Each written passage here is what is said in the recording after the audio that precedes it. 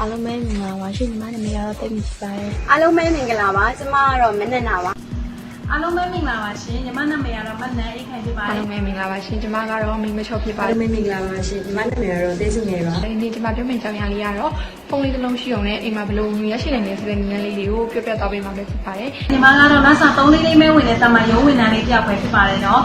ဒီနေ့တစ်လပိုင်းလောက်ကလေးက online ဝေရှာနီးဆရာမပိုင်ပါဘူးမတော်တဆအပ်မိလိုက်တာပေါ့နော် ဒီ online ငွေရှာနည်းကတော့ငွေလဲပေးရန်အတွက်အရင်ကလွယ်ကူပြီးတော့အချိန်မရွေးနေရမျိုးအသုံးပြုလို့ရတယ်အစားပိုင်းမှာလည်းတန်တရားဖြစ်မိနေမယ်မမျော်လင့်ခဲ့မိဘူး မထင်မှတ်ဖဲနဲ့လစာ10သိန်းကျော်ဝင်ရရှိပြီးနောက်မှာပဲတန်ကြာကြီးရှိနေတာပေါ့နော် ဒါဟာကျမကိုအရင်စိတ်လှုပ်ရှားစေပြီးလူလိမ်များလားလို့ထင်မိပြီးငွေကိုချက်ချင်းသွားထုတ်တဲ့အချိန်မှာမှဘန်ထဲကိုငွေစိတ်သိန်းကျော်လောက်ရောက်ရှိနေတာကိုသိခဲ့ရတယ်အခုတော့နေ့တိုင်းဖုန်းကိုပဲအားကိုးနေရပါတယ် အခုဆိုရင်ညီမတငယ်ချင်းတွေရဲ့မနာလိုအားကြောင့်မှုကိုလည်းခံနေရပြီဖြစ်ပါတယ် ညီမလိုမျိုးအချိန်နည်းနည်းပေးပြီးတော့ငွေချက်ဆက်လေးတည်ကိုရရှိနိုင်နေလည်းနေသိချင်ကြပါဘူးဒီချင်းစစ်စမ်းမလာရောက်မြင်နိုင်ပါတယ်ညီမရဲ့ဗီဒီယိုလေးကိုကြည့်ပေးကြတဲ့တရားချင်းကြိုင်ကိုကြည့်ပြီးတင်ပါတယ်ရှင်